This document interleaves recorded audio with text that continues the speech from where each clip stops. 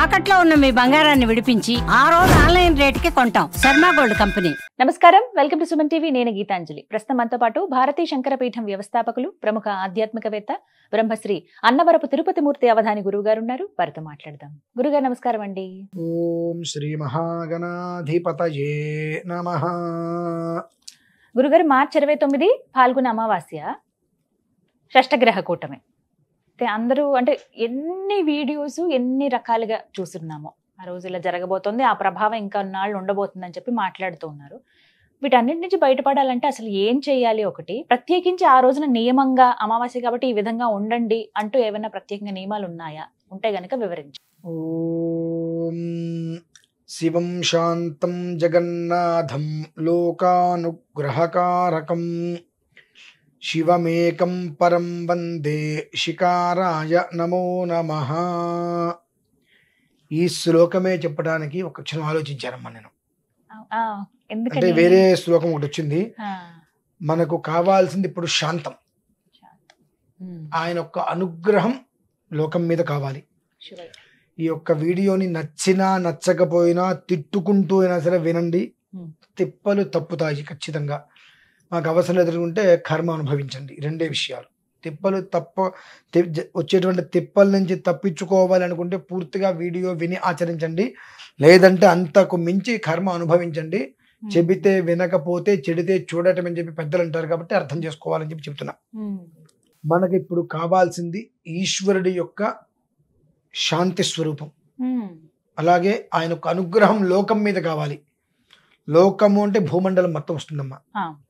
ఎందువలనంటే నేను భవిష్యం అనేటువంటి విషయం గురించి నేను మాట్లాడట్లేదు. కానీ ఒక చిన్న మంత్రం, ఆ మంత్రాన్ని అనుదినము ఒక 5 నిమిషాలు 10 నిమిషాలు ఎంత సమయం కుదిరితే అంత సమయం అనుకోవటం వలన రాబోయే 3 సంవత్సరాల్లో ఉండేటువంటి అత్యంత ప్రమాదకరమైన విపత్తుల నుంచి మనం బయటపడతాం. అంటే ఇప్పుడు ఈ సంవత్సరం దారుణాన్ని మనం చూడబోతున్నాం. భవిష్యం గురించి నేను మాట్లాడట్లా. అలానే రాబోయే 3 సంవత్సరాలు అనగా 1080 రోజులు ఖచ్చితంగా మనం అందరము ఎంత జాగ్రత్తగా ఉంటూ చిన్న మంత్రం ఎంతగా అయితే అనుకుంటూ ఉంటామో అంతగా దీని నుంచి బయటపడి అనంతర జీవితాలు క్షేమంగా ఉంటాయమ్మా. లేని పక్షం ఇక లేని పక్షమే అవుతుంది. ఎవరిని భయపెట్టట్లేదు, ఎవరిని ఏ పూజ చేసుకోమని కూడా నేను చెప్పట్లేదు. ఈ షష్ఠగ్రహ కూటమికి సంబంధించింది మాత్రం ప్రాణం పోతుందన్నా సరే పోతే పోయిందని చెప్పి కామాక్షి అమ్మవారి దగ్గరికి వెళ్ళి నమస్కారం చేసుకుని ఆరాధన చేసుకుని రమ్మన్నా. బట్ తర్వాత విషయాలకి మాత్రం ఈ పూజ చేసుకుంటే నేను ఎవ్వరికి చెప్పనమ్మా. ఇంట్లో తినేది అన్నము అనుకున్న ప్రతి వ్యక్తి కనీసం 10 నిమిషాలు 11 నిమిషాలు కేటాయించి నామస్మరణ చేసుకోవాలి. 1 2 ప్రతిరోజు శివాలయానికి వెళ్ళినప్పుడు ఆ శివుడి దగ్గరికి రాగానే నారాయణ అష్టాక్షరి మంత్రాన్ని మనస్సులో తలుచుకొని శివుని దర్శనం చేసుకోండి. నారాయణ అష్టాక్షరి మంత్రాన్ని తలుచుకొని ఈశ్వరుడికి నమస్కారం చేసుకోండి. అలాగే వైష్ణవాలయానికి వెళ్ళినప్పుడు ఈశ్వరుని తలుచుకొని అక్కడ నమస్కారం చేసుకోండి. ఎప్పుడూ కూడా యావత్ మొత్తం మీద జగత్తులో అత్యంత భక్తిపరుడు, నారాయణ భక్తిపరుడు, వైష్ణవ భక్తిపరుడు ఎవరయ్యా అంటే ఈశ్వరుడు. ప్రతి క్షణం నారాయణ తలుస్తూ ఉంటారు. అలానే అంతటి శివభక్తుడు ఎవరయ్యా అంటే మళ్ళీ నారాయణుడు. శివాయ విష్ణు రూపాయ శివరూపాయ విష్ణవే శివస్య హృదయం విష్ణు విష్ణోశ్చ హృదయగుం శివ యథా శివమయో విష్ణు ఏవం విష్ణుమయ శివ. ఈ విషయం నేను చెబితే కొంతమందికి కోపాలు రావచ్చు. తినేది అన్నం అనుకుంటే కోపం వచ్చే వాళ్ళ విషయం మాట్లాడుతున్నానమ్మా. ఎందుకనంటే బ్రాహ్మణుడికి కావచ్చు, వైష్ణవుడికి కావచ్చు, ఎవరికైనా సరే మెడలో యజ్ఞోపవీతం వేసిన తర్వాత ఉపనయన సంస్కారం దగ్గర నుంచి వాడి కట్టె కాలే వరకు, చనిపోయే చివరి శ్వాస వదిలే వరకు సంధ్యావందనం 3 పూట్ల చేసి తీరవలసిందే. ఆ 3 పూట్ల ఇదే వస్తుందమ్మా సంధ్యావందనంలో. ఇది ఎక్కడో వచ్చింది కాదు. బ్రాహ్మడిగా నువ్వు పుట్టిన తర్వాత, నీకు ఉపనయన సంస్కారం అయిన తర్వాత ప్రతినిత్యము నువ్వు చేయవలసినటువంటి విధి సంధ్యావందనంలో శివాయ విష్ణు రూపాయ శివరూపాయ విష్ణువే శివస్య హృదయం విష్ణు విష్ణోశ్చ హృదయకం శివ యథా శివమయో విష్ణు ఏవం విష్ణుమయ శివ యథాంతరం నమస్యామి తథా మే స్వస్తిరాయుషి నమో బ్రహ్మణ్య దేవాయ గో బ్రాహ్మణ హితాయ చ జగద్ధితాయ కృష్ణాయ గోవిందాయ నమో నమః. ఇది సంధ్యావందనంలో 3 పూట్ల చేయవలసింది విధమ్మ. ఇది దీని గురించి ఎవరన్నా అనవసరం ఇదేంటి శివుణ్ణి విష్ణుమూర్తి కురుస్తాడా ఇది కురుస్తాడా అనేటువంటి వాడు ఎవరన్నా బుద్ధి లేని మనుషున్నాడంటే వాడు సంధ్యావందనం కూడా చేత కానీ అప్రాచ్యుడు అంతే. అంటే సంధ్యావందనం గురించి అవగాహన లేని వ్యక్తి మాత్రమే దీని గురించి మాట్లాడతాడు. అవగాహన ఉంటే ఒక నమస్కారం చేసి కనీసం ఏ రకంగా మేము చెప్పడానికి కొంచెం మొహమాట పడి ఉండొచ్చు, మొహమాటం లేకుండా కొండ పగలు కొట్టడం మొహం పగలు కొట్టడం మీరు చెప్పారు అర్థమయ్యేటట్టుగా అని చెప్పినా అనుకునే అవకాశాలు ఉంటాయి. ఎందువల్ల అంటే ఇది మీకోసమో నా కోసమో చెప్పట్లేదమ్మా. 3 సంవత్సరాలలో జరిగేటువంటి ప్రమాదాలు, విధ్వంసాలు, వినాశనాలు, భవిష్యత్ గురించి నేను చెప్పట్లా, కానీ జరగబోయేటువంటి వాటి నుంచి మనం బయటపడాలంటే పూజలు పునస్కారాలు చేసుకునే దానికన్నా ఒకే ఒక్క మంత్రాన్ని అనుష్ఠానం చేసుకోగలిగితే వీటి నుంచి 75% బయటపడతారమ్మా. ఎవరైనా చిన్న పెద్ద తేడా లేదు. ప్రతి ఒక్కరూ శుభ్రంగా ఆ మంత్రాన్ని అనుష్ఠానం చేసుకోగలగాలి. ఎందుకంటే అమ్మా కాశీకి అధిపతి శివుడైనప్పటికీ కూడా అధికారి విష్ణుమూర్తమ్మ. మా లాంటి వాళ్ళందరూ కూడా మార్గశిర మాసంలో కాశీకి వెళ్తారు. మార్గశిర మాసంలో కాశీకి వెళ్ళి అభిషేకం చేస్తే ఈశ్వరుడు సంతోషపడతాడు. కార్తీక మాసంలో అభిషేకం చేస్తే ఆయన సంతోషపడతాడు. ఇవి చాలా ఉన్నాయి మా, ఇవి తెలియదు బయటికి చాలా మందికి. ఈశ్వరుడు విష్ణుమూర్తి కోసం ధ్యానం చేశాడమ్మా కాశీలో. నారాయణుడు ప్రత్యక్షమయ్యాడు. నాకు ఒక వరం ఇస్తావని అడిగాడు శివుడు. నీకు నేను ఇవ్వడం ఏంటి వరము, కాశీ ఖండమే నీది కదా, నీకు నేను వరం ఇవ్వడం ఏంటంటే కాశీ ఖండం నాది కావచ్చు, కానీ ఇక్కడ ఎవరైతే చనిపోతారో వారి చెవిలో నారాయణ శబ్ద స్మరణం, నారాయణ నారాయణ వాళ్ళకి వెంటనే మోక్షాన్ని ప్రసాదించమని చెప్పి అడిగాడండి. అక్కడ చనిపోయిన వాళ్ళ చెవిలో, అంటే ప్రతి మనిషి చెవిలోనూ కూడా నారాయణ నారాయణ చెప్తారు, కాశీలో కూడా అదే చెప్పాలి. కాశీ అంటే మన వాళ్ళకు విపరీతమైన పైత్యంతో శివశివ అంటారు చెవిలో. మామూలుగా ఎవరు వెళ్ళిపోయినా నారాయణ నారాయణ చెప్పి చెవిలో చెబుతూ ఉంటారు. కాశీలో కూడా చనిపోయిన వాళ్ళ చెవిలో అదే చెప్పాలి, అప్పుడు వాళ్ళకి మోక్షాన్ని చెప్పి కోరుకుంటారమ్మా. మరి వాళ్ళిద్దరు ఇంత సఖ్యతతో ఉన్నారు, మనకెందుకు అంత కర్మ అసలు? ఇంకొకటి, ఎప్పుడూ కూడా మనకు గురువు ఈశ్వరుడిగా భావించినప్పుడు విష్ణుమూర్తిని మనం ద్వేషించకూడదండి. శివుడు మనకు గురువు అనుకుంటే విష్ణుమూర్తిని మనం ద్వేషించామా గురుశాపానికి గురుశాపం మనకు ఖచ్చితంగా తగులుతుంది, సందేహమే లేదు. అలాగే విష్ణుమూర్తి మనకు గురువు, శివుణ్ణి నువ్వు ద్వేషించేవా ఆ విష్ణుమూర్తి యొక్క శాపం, ఆ గురు శాపం అంటారు. అది ఆ గురుశాపం అనుకున్న గొప్పతనం ఏంటంటే అమ్మా, బ్రహ్మ విష్ణు మహేశ్వరులు ముగ్గురు శపిస్తే ఆ శాపగ్రస్తుడు ఒక గురువు గారి దగ్గరికి వెళ్ళి, అయ్యా నా పరిస్థితి ఇలా ఉంది అంటే ఆ గురుగారు ఆ శాపం నుంచి బయటపడేస్తారమ్మా. గురువు అనే పదానికి అంతటి శక్తి. అలాగే ఒక గురువు నుంచి శాపం వస్తే బ్రహ్మాది దేవతలు ఎవరు కూడా ఈ త్రిమూర్తుల వల్ల కాదండి, గురు శాపం నుంచి బయటపడటం.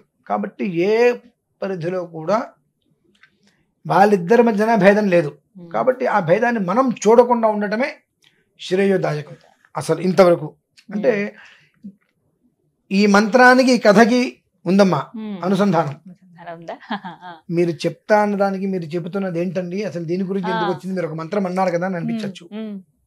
నేను చెప్పే మంత్రం ఏదైతే ఉన్నదో ఈ శబ్దం మొత్తానికి కూడా అది పూర్తిగా కూడా ఉపక్రమించేటువంటిది, అనుసంధానం పరిపూర్ణంగా ఉన్నది. కనుకనే నేను ఇది చెప్పడానికి మూలం. ఒకసారి అందరికీ వివరం చెప్తున్నాను, గుర్తుపెట్టుకోండి. 3 సంవత్సరాల వ్యవధి. ప్రమాదం అనేటువంటిది సముద్రం చెలియలు కట్ట మీద ఉన్నది, ఏ క్షణానైనా కట్ట దాటి లోపలికి రావచ్చు. భవిష్యత్తు అనేటువంటి విషయం గురించి ప్రబోధం చెప్పడం కోసమో దాని మీద కొన్ని విషయాలు చెప్పడం కోసమో ఇక్కడ నేను మాట్లాడట్లా.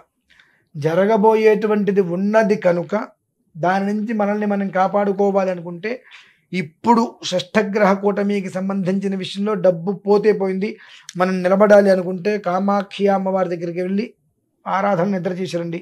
అక్కడికి అయిపోయిన తర్వాత ఈ 3 సంవత్సరాలు కూడా చాలా చిన్న మంత్రం అమ్మ. అది వీరిద్దరికి సంబంధించింది.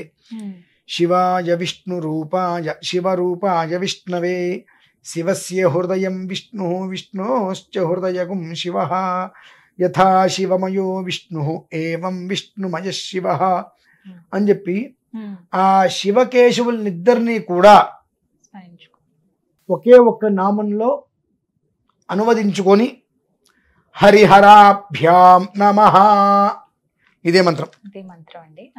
హరిహరాభ్యాం నమః, హరిహరులిద్దరినీ కూడా ఒకేసారి మనం ఉచ్చరించటం, అదే ప్రధానం. నాకు హరుడు కాదంటే నేను హరిని మాత్రమే ఆరాధిస్తాను, హరుణ్ణి ఆరాధించను, నేను హరుణ్ణి ఆరాధిస్తాను, నేను హరిని ఆరాధించను అనుకుంటే పాతాళాన్ని తొక్కేస్తారు భగవంతుడు. ఎందువలనంటే మాకు లేని నైషమ్యం, మీరు కలంకం మాకు పూస్తున్నారు కాబట్టి మాకు కలంకం పూస్తున్నప్పుడు ఆ కలంకం నుంచి మేము తప్పుకోవాలంటే నేను ఇబ్బంది పెట్టాల్సిందేగా, కాబట్టి తొక్కేస్తారు కిందకి. కాబట్టి ఓం హరిహరాభ్యాం నమః, ఈ ఒక్క మంత్రం యావత్ ప్రపంచాన్ని కాపాడుతుంది.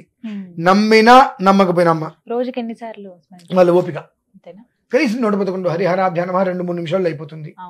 2-3 నిమిషాల్లో అయిపోతుంది. కాదండి నేను ఒక 10 నిమిషాలు కూర్చుంటా అంటారా, 1100 సార్లు అవుతుంది. ఓం హరిహరాభ్యాం నమః, ఓం హరిహరాభ్యాం నమః, ఓం హరిహరాభ్యాం నమః, లేదా ఓం హరిహరాయై నమః. భ్యాం అంటాం వాళ్ళ కొంతమందికి నాలుగు తిరగవచ్చు.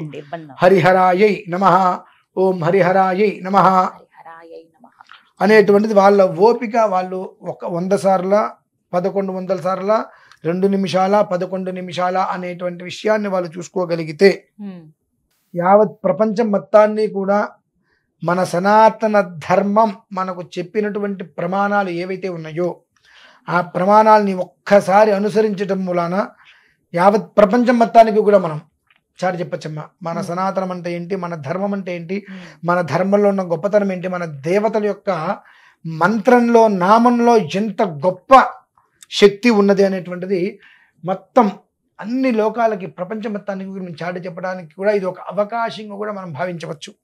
29 ఆ రోజు నుంచి ప్రారంభించుకోవాలండి. 29 ఉగాది నుంచి ప్రారంభం అంటే 30 ఉగాది నుంచి ప్రారంభం చేసుకొని 3 ఉగాదులు దాటే వరకు ఇదే విధానాన్ని అనుసరించడం అనేటువంటిది సర్వదా శతధ సహస్రధ అనేకధ అపరిమితధ శ్రేయోదాయకం. ఎవరిని ఏ కారణం చేత నేను భయపెట్టట్లా. బాగుపడండి, బ్రతకండి, బ్రతికించండి, బ్రతుకుని నిలబెట్టుకోండి. డబ్బు ఖర్చు కాకుండా ఒక రోజుకి 11 నిమిషాలు మనది కాదు అనుకొని శరీర శ్రమని ఖర్చు పెట్టి రూపాయి ఆదా చేసుకొని నిలబడండి అని మాత్రం నేను గట్టిగా చెప్పగలుగుతున్నాను. అంతకు మించి అయితే నేను ఇంకా వివరంగా దీని గురించి చెప్పడం కూడా చాలా సులువైన మంత్రం, అందరికీ రాదగింది.